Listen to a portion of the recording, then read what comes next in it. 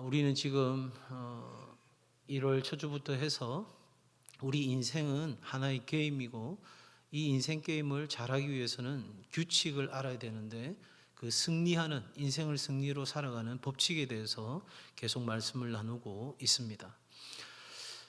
여러분 오늘 말씀을 준비하다가 제가 아주 의미 있는 글을 하나 읽었어요. 한우는 아들 병아리가 아빠 닭에게 물었습니다. 아빠, 우리는 왜 벼슬이 있어요? 그러니까 아빠가 당당하게 이야기합니다. 그것은 적들에게 우리의 위험을 과시하기 위해서지. 병아리가 다시 묻습니다. 아빠, 그러면 왜 우리 주둥이는 뾰족하고 날카롭죠? 아빠가 이제는 더 의기양양해서 그건 적들을 무자비하게 공격해 혼내주기 위해서지. 병아리가 다시 묻습니다. 아빠, 그럼 우리 목소리는 왜 이렇게 큰 거예요? 아빠가 이야기하기를 그건 적들의 기선을 제압하기 위해서야. 병아리가 그 이야기를 한참 듣더니 고개를 갸웃하더니 이렇게 묻는 겁니다. 그런데 아빠, 왜 그래 아가야? 그런 힘을 가진 우리가 지금 닭장 안에서 뭐 하고 있는 거죠?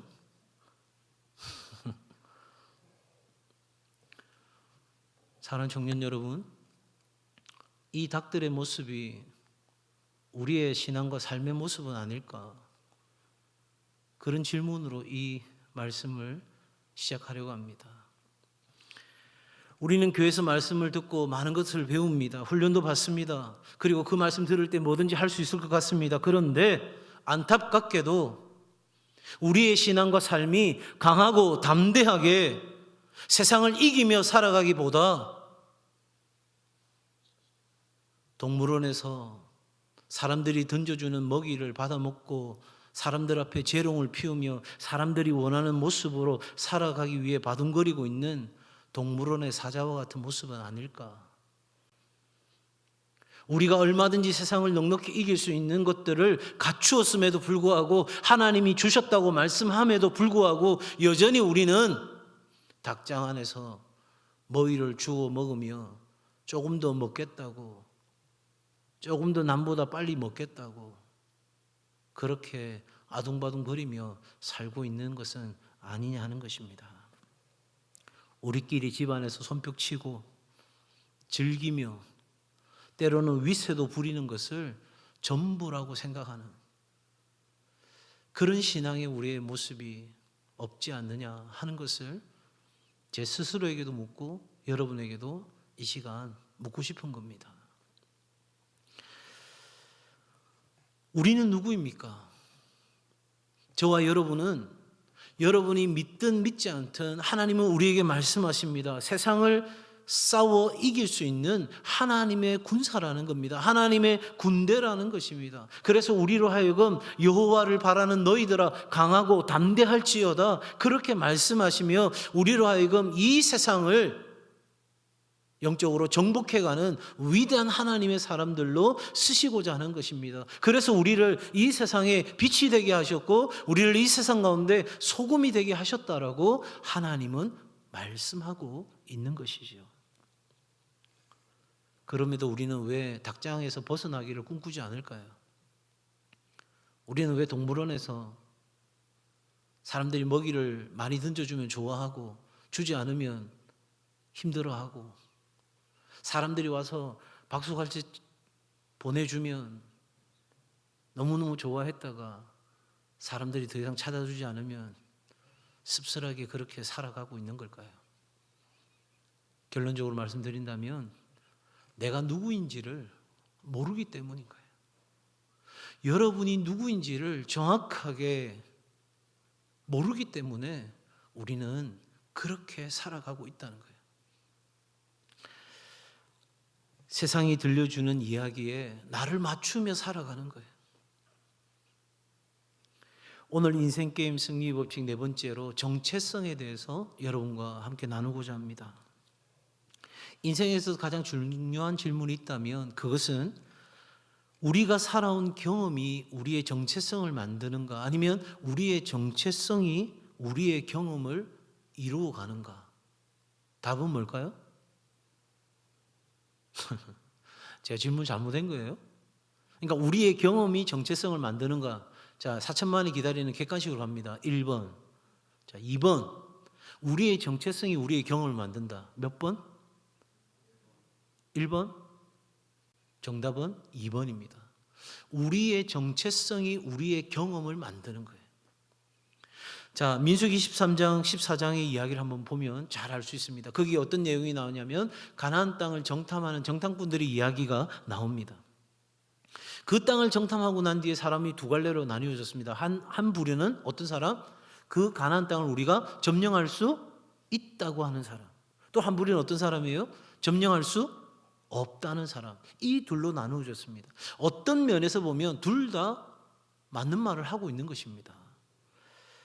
그런데 우리가 우리 자신을 어떤 사람으로 믿느냐 하는 것이 우리를 멈추게 할 수도 있고 우리로 하여금 앞으로 나아가게 할 수도 있다는 사실입니다.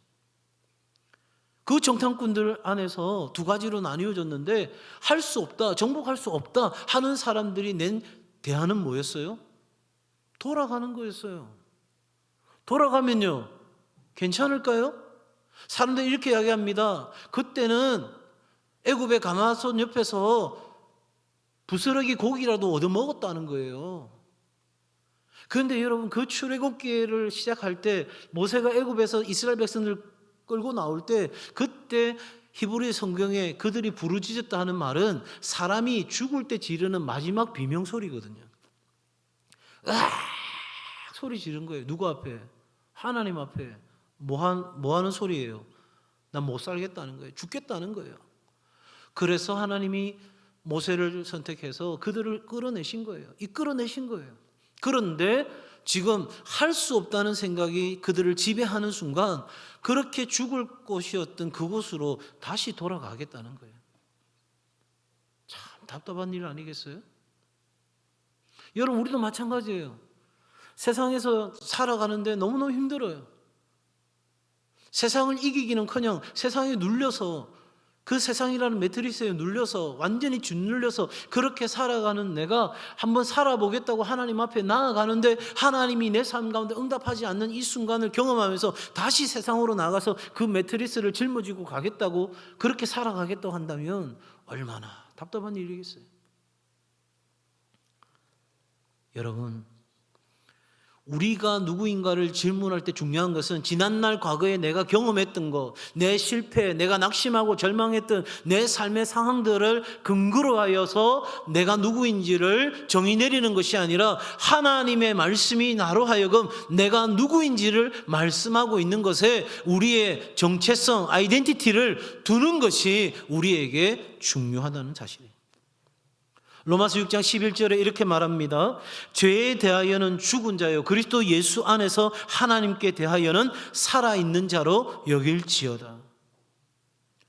여러분, 우리의 원수 사단은요, 우리의 약한 것, 우리의 실패한 것, 우리의 절망한 것, 우리의 할 수 없었던 것, 그런 것에 계속 초점 맞추게 하는 거예요. 그래서 우리로 하여금 두 손 두 발 다 들게 만드는 거예요. 요한복음 10장 10절에 보니까 도적이 오는 것은 우리의 것을 빼앗고 죽이고 멸망시키려는 것이니 그들의 목적이라는 거예요. 그러니까 여러분이 믿음 없는 삶을 살아가면 그대로 가만히 있는 것이 아니라 사단이 옳구나, 옳게 왔구나 생각하고 여러분 안에 있는 믿음, 소망, 할 수 있다는 자신감, 여러분이 괜찮은 사람이라고 하는 그 자존감, 여러분이 할 수 있다고 하는 그 효능감, 그 모든 것을 송두리째 빼앗고 그 다음은 여러분으로부터 앞을 향한 기대, 비전, 바람, 소망, 이 모든 것들을 완전히 죽이고 여러분이 파멸에 이르기까지 절대 그 공격을 멈추지 않는다는 거예요.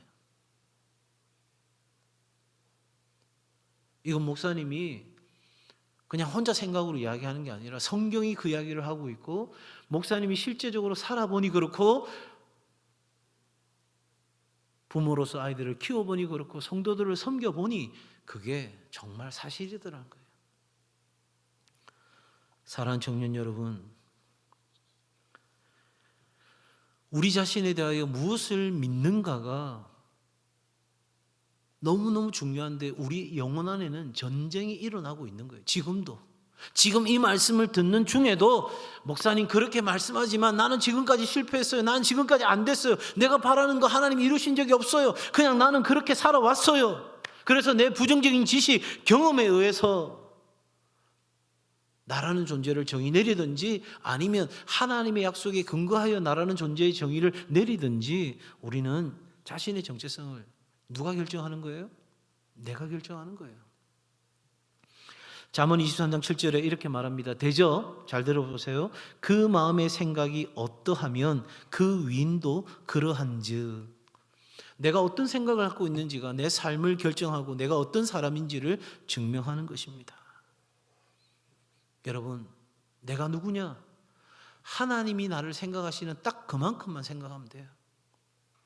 하나님이 나를 괜찮다 하면 나 괜찮은 사람인 거예요. 하나님이 나 사랑한다 하면 나 사랑받는 존재인 거예요. 하나님이 너 할 수 있다고 하면 나는 할 수 있는 사람이라고요. 그러니까 여러분, 하나님이 말씀하시는, 하나님이 나를 보는 관점보다 나를 더 높게 보는 것이 교만이고, 하나님이 나를 보시는 관점보다 나를 더 낮게 보는 것이 열등감인 거예요. 그러니 열등감이나 교만이나 똑같은 거예요.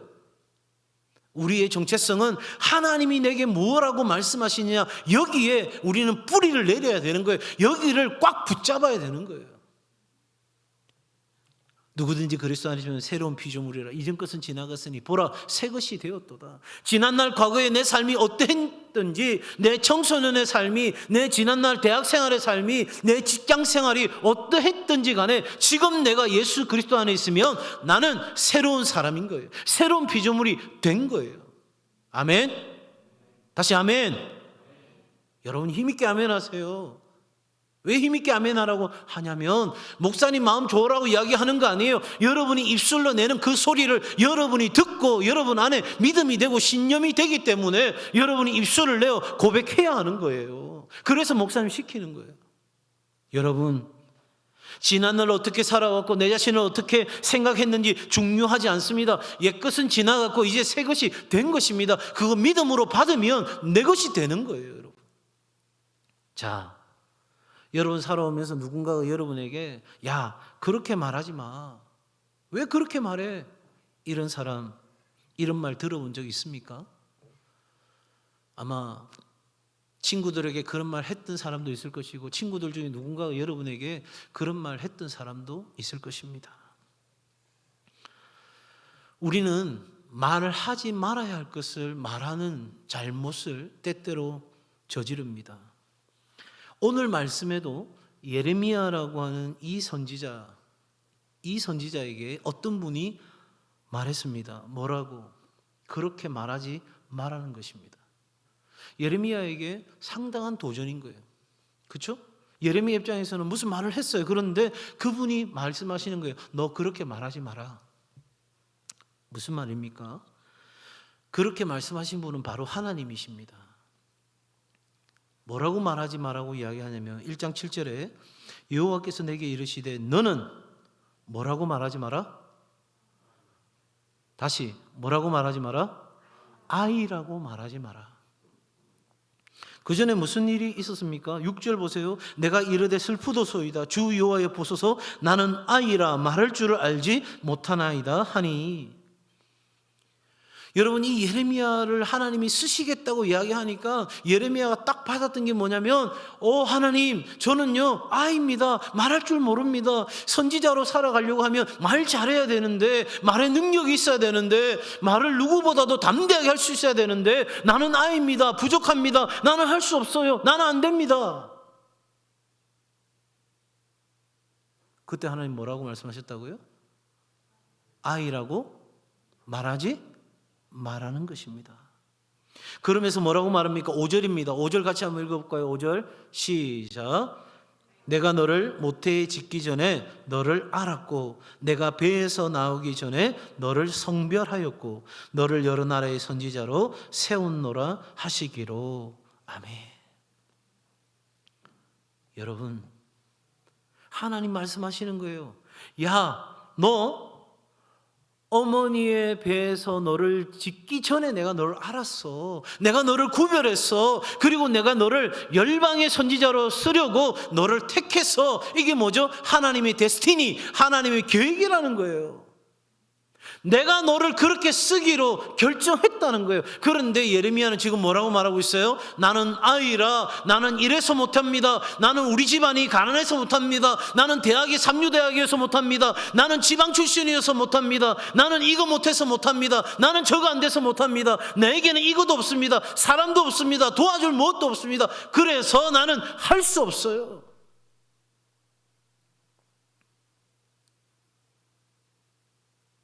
여러분 어떠세요?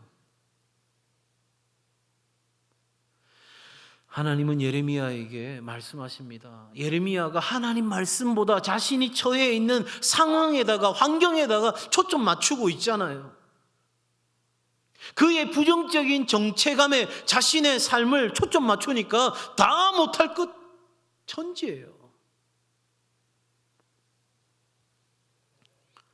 예레미야는 방금 말씀드린 것처럼 나 할 수 없어, 나 안 돼, 나 못해, 이 말하고 똑같은 거죠. 하나님께서는 안타까운 마음으로 말씀하십니다. 얘야, 그렇게 말하지 말라. 여러분, 나는 할 수 없어라고 말하는 사람과 나는 할 수 있어라고 말하는 사람은 가난 정탐꾼의 이야기 속에 나오는 것처럼 둘 다 사실을 말하고 있는 거예요. 틀린 말을 하고 있는 게 아니에요. 맞는 말이에요. 지금 이렇게 코로나 상황에서, 오미크론 상황 가운데서 취업한다는 게 얼마나 어려워요. 쉽지 않아요. 또 내 삶의 계획을 한다는 거 심히 두려운 일이에요. 그래서 나는 할 수 없어, 나 안 될 거야, 타당한 이야기일 수 있어요. 그러나 위기는 기회라고, 이 위기 속에 나를 향한 하나님의 계획과 역사는 여전하시다는 걸 믿는 사람은 뭐라고 이야기할까요? 나는 할 수 있다고 믿겠죠.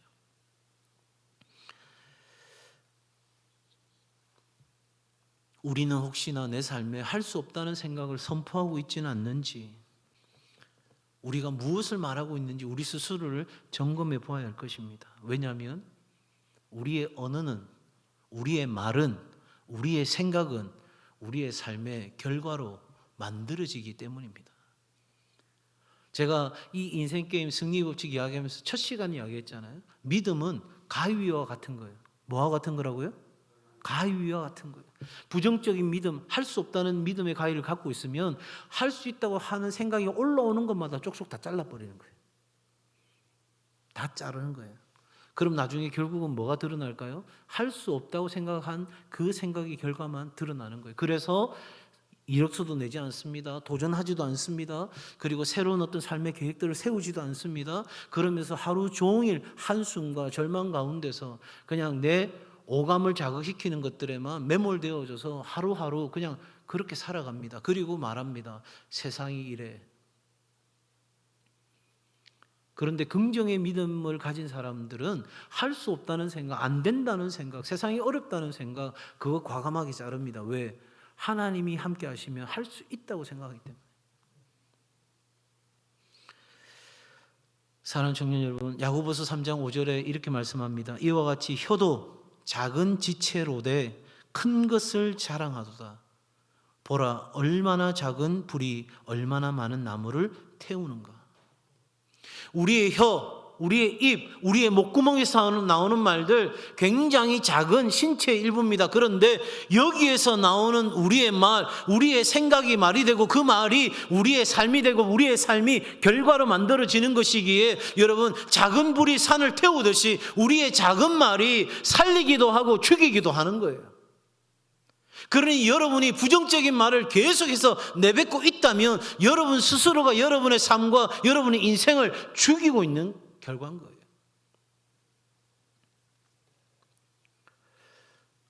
우리는 보기 전에 믿어야 하는 거예요. 보고 믿는 게 아니라 보기 전에 믿는 거예요.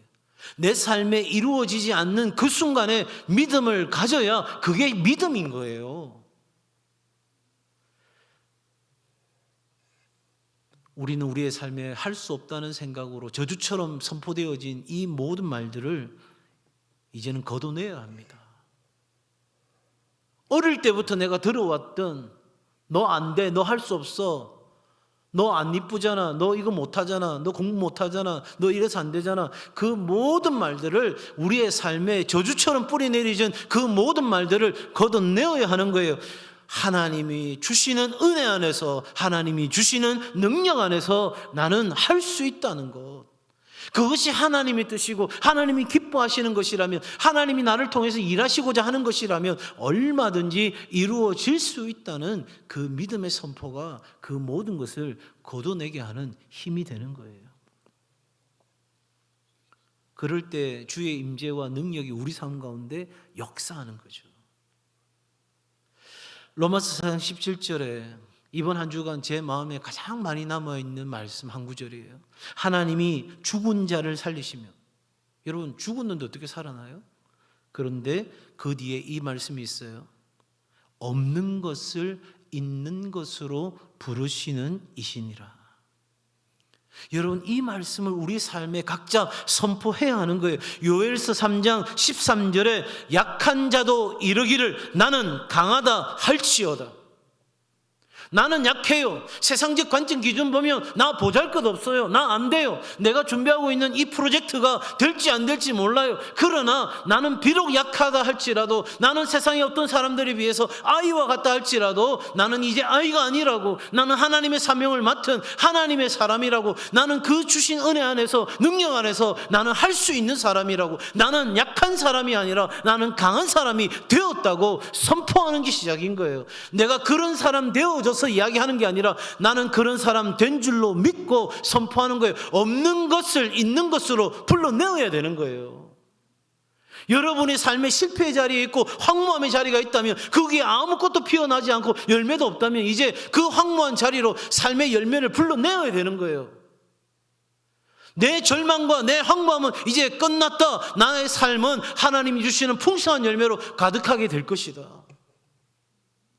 여러분 아브라함이 이 말씀 사도 바울이 기록했을 때는요, 아브라함에게 기도 응답이 오지 않았어요. 아브라함이 약속을 받았는데 그 약속이 이루어지지 않아요. 여러분 그게 하루 이틀이죠. 대학 졸업하는데도 이루어지지 않았어요. 대학 졸업하고 나서도 4년이 지나도 이루어지지 않았어요. 10년이 지나도 이루어지지 않았어요. 20년이 지나도 이루어지지 않았어요. 그런데 25년 되는 아브라함의 모든 가능성이 사라졌을 때 하나님이 그때 아브라함을 움직이셨어요.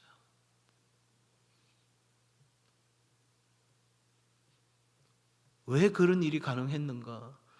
아브라함은 그 약속이 이루어지지 않을 때 하나님이 약속하신 상속자 아들이 내게 있음을 믿음으로 나아갔다는 거예요. 믿을 수 없는 상황이 되었음에도 그 믿음으로 나아갔다는 거예요.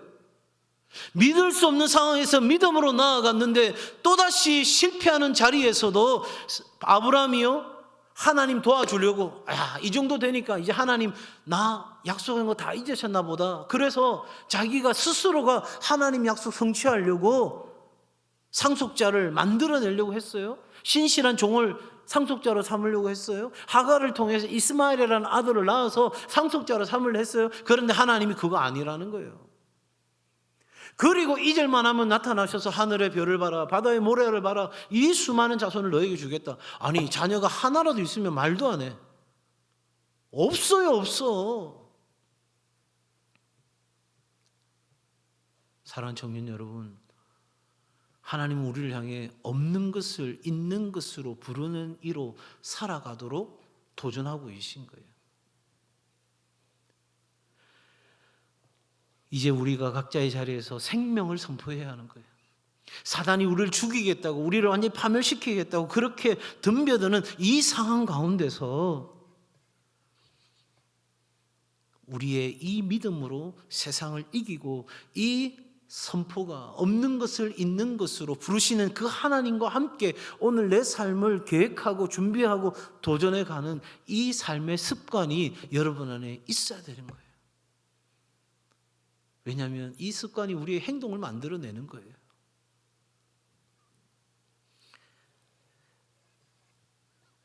나는 나의 미래와 내 삶의 메마른 부분들을 위하여 없는 것을 있는 것으로 불러내는 믿음을 가진 사람이다.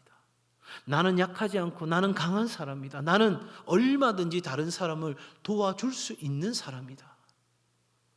그런 우리 안에서의 정체성이 분명해져야 되는 거예요. 이렇게 비유 한번 해볼까요? 사과나무는 사과나무이기에 사과를 맺을 것입니다. 맞습니까? 농사 안 해봐서 몰라요? 자, 사과가 열매 맺기 위해서는 사과나무가 사과를 맺는 거죠. 그죠? 어려서는 사과를 맺을 수 있어 없어요? 없죠. 자라야 되는 거예요.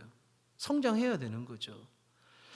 자, 그런데 나는 사과나무의 그 열매를 맺지 못했어요. 사과가 내게 없어요. 그러면 이 사과나무는 나는 사과나무가 아니야 라고 해야 될까요? 나는 사과나무야 라고 해야 될까요?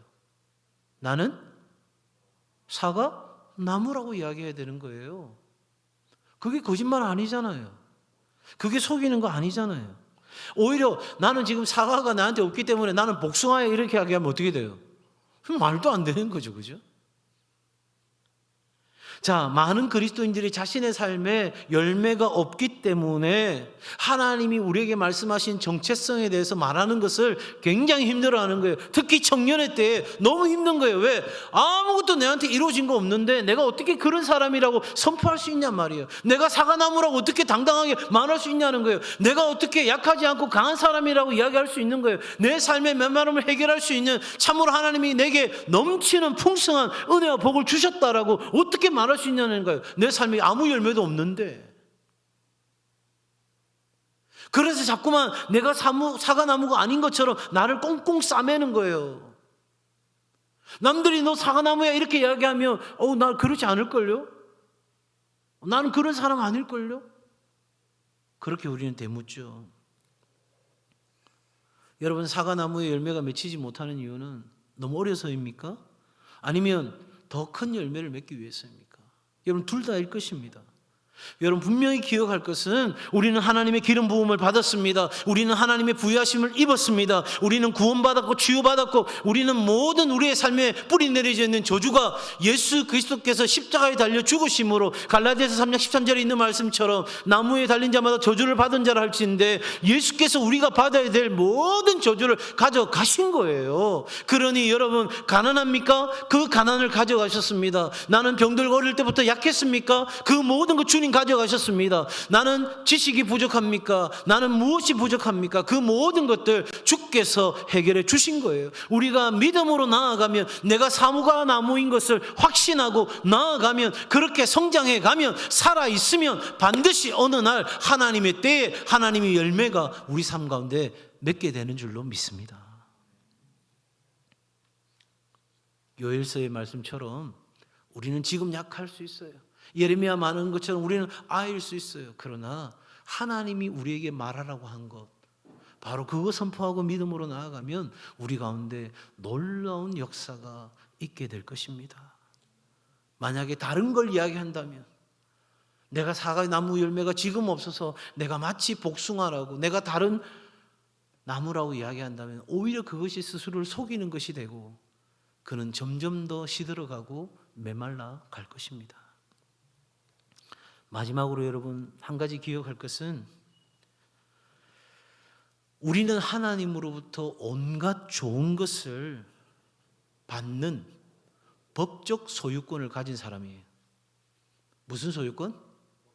법적 소유권을 가졌어요. 자, 보세요. 하나님께서 이스라엘 백성들에게 가나안을 정복하겠다, 그 땅을 너희에게 주겠다, 그리고 어디서부터 어디까지 내가 너희에게 주겠다, 하나님이 약속하셨어요. 그 말은 무슨 말이에요? 너의 소유가 되겠다는 거예요. 법적 권리가 너희에게 있다는 거예요. 자, 그런데 여기서 한 가지, 그 땅을 주겠다고 했고 그 땅이 너희 것이라고 이야기는 했는데 실제적으로 내가 그 땅을 내 것으로 체험했어요, 못했어요?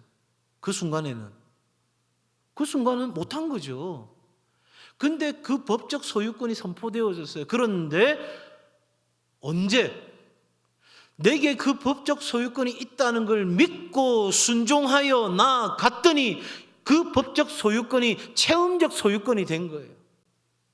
여러분, 우리에게 구원이 있다는 거 언제 압니까? 믿음으로 나아가면 우리가 구원받은 백성인 것을 깨닫게 되는 거예요. 하나님의 약속의 말씀을 믿고 나아가면 우리 삶 가운데 성취되는 역사가 경험되어지는 거예요. 그러니 여러분, 하나님이 여러분에게 주신 그 수많은 약속들, 이미 법적으로 여러분의 소유되었다고 하는 그 하나님의 말씀을 제발 좀 믿으세요. 그냥 흘려듣지 말고, 그냥 대강대충 듣지 말고, 설마 내 삶 가운데 그런 일 이루어지겠나, 그런 생각 말고, 그런 쓰레기 같은 생각 말고, 정말 하나님이 말씀하시면 그대로 된다고 하는 믿음 가지고, 이미 나는 그 땅을 법적으로 소유했다고 하는 그 믿음 가지고 나아가면 우리의 삶에 그 모든 노력과 최선을 다한 삶의 경주가 그 하나님 주신 법적 소유권을 체험적 소유권으로 경험하게 되는 역사가 있게 될 줄로 믿습니다. 여러분, 혹시 이 사람 아시는지 모르겠어요. 일본의 IT 산업의 중심부에 있는 소프트뱅크 창업자인 손정의 씨, 혹시 아시나요? 들어보신 적 있어요? 이 분이 나이 16살 때 한 사람의 이야기를 읽고 자신의 인생 방향이 확 달라진 거예요. 그의 인생 좌표가 바뀌게 된 것은 일본 근대화의 문을 열었던 개혁가 사카모토 료마라고 하는 사람의 책, 사카모토 료마의 료마가 간다라고 하는 그 소설을 읽고 가슴이 뛰었다는 것입니다. 그 전까지 자신은 교포 3세로 일본 사람들에게 차별받으면서 살아가는 가난뱅이에 지나지 않았습니다. 그는 번지수도 없는 집에, 판잣집에 살아가면서 할머니가 식당에서 음식 찌꺼기로 돼지를 치면서 살아가는 삶을 연명했고, 언젠가는 한할머니 몸에서 나는 김치 냄새가 너무너무 싫었던 그런 시절을 살았던 사람입니다. 자신의 현실만 탓하며 살아가는 것이 얼마나 깝깝했을까요? 그런데 그 책을 읽고 내 신세 한탄을 하면서 오늘 살아가는 게 얼마나 시시한 일인지 깨달았다는 것입니다. 한 번뿐인 인생을 이렇게 대충 흘려보낼 수는 없다. 내게 주어진 이 한 번의 인생을 정말 멋있는 인생을 살아야 되겠다 결정하고, 그때부터는 남다른 노력으로 집중하기 시작하는데, 16살 소녀는 큰 뜻을 품었습니다. 나 혼자 잘 먹고 잘 사는 게 아니라 사람들을 더 행복하게 하는 멋지고 크고 원대한 꿈을 꾸게 된 것입니다. 그 뜻을 가지고 영어 공부를 하기 시작했는데 3년 고등학교 과정을 3주 안에 다 떼고 2년제 전문대학에 들어간 그는 더 공부에 매진해서 버클리 대학에 편입하고 우리가 아는 대로 소프트뱅크의 회장으로 세계적으로 영향력을 끼치는 사람이 되었습니다. 이 사람 이야기하려고 여러분에게 마지막 이야기를 들려드린 게 아니에요. 한 사람의 위인의 삶, 한 사람의 책이 한 영혼을 이렇게 바꾸었다면 살아계신 하나님의 말씀은 우리를 완전히 뒤바꾸고도 남음 있는 능력의 말씀인 줄로 믿습니다. 목사인 제가 이렇게 강하게 말씀드릴 수 있는 이유는 지금 우리의 삶이 아니라 앞으로 지금까지 살아왔던 수많은 인생들이 하나님 말씀을 제대로 인격적으로 만나게 되었을 때 그 삶이 완전히 송두리째 바뀌어졌고, 내가 누구인지에 대한 정체성이 달라졌고, 내가 누구인지를 아니 내 삶에 도전하는 것도, 시간을 보내는 것도, 내 삶에 노력하는 것도 완전히 달라졌고, 그리고 그 인생을 통해서 나라가 살고 민족이 살고 세상의 영역들이 새롭게 변화되는 놀라운 역사들이 수도 없이 증거되고 있기에 여러분에게 이 말씀 전하는 거예요. 특별히 이번 겨울 수련회 부흥회 여러분 인생의 터닝 포인트로 삼기를 바라요.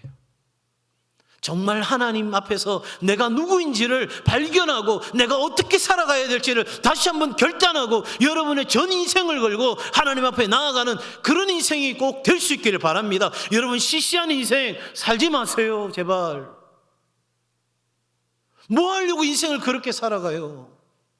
남들 비위나 맞추면서 남들 칭찬이나 목매달아 가지고 거기에 일희일비하면서 살아갈 게 아니에요. 여러분 인생 정말 멋진 인생이에요. 세상이 어떠하든지 간에, 세상이 길이 열리든지 열리지 않든지 간에 상관없이 여러분은 정말 위대하고 존귀한 하나님의 사람들이에요. 그러니 아무리 바빠도, 아무리 시간 내기 어려워도 여러분의 인생을 놓고, 전 인생을 놓고 이번에 이 수련회와 부흥회에 한번 인생을 걸고 하나님 앞에 매달려 본다면 하나님이 여러분에게 분명히 말씀하시고 여러분에게 아이라 말하지 마라, 얘야 약하다고 말하지 마라, 너는 강한 나의 사람이다, 내가 너와 함께 하겠다 하시는 주의 말씀을 듣게 될 줄로 믿습니다. 그 은혜로 나아가는 우리 청년들, 우리 성도들 되시기를 주의 이름으로 축복합니다. 기도하겠습니다.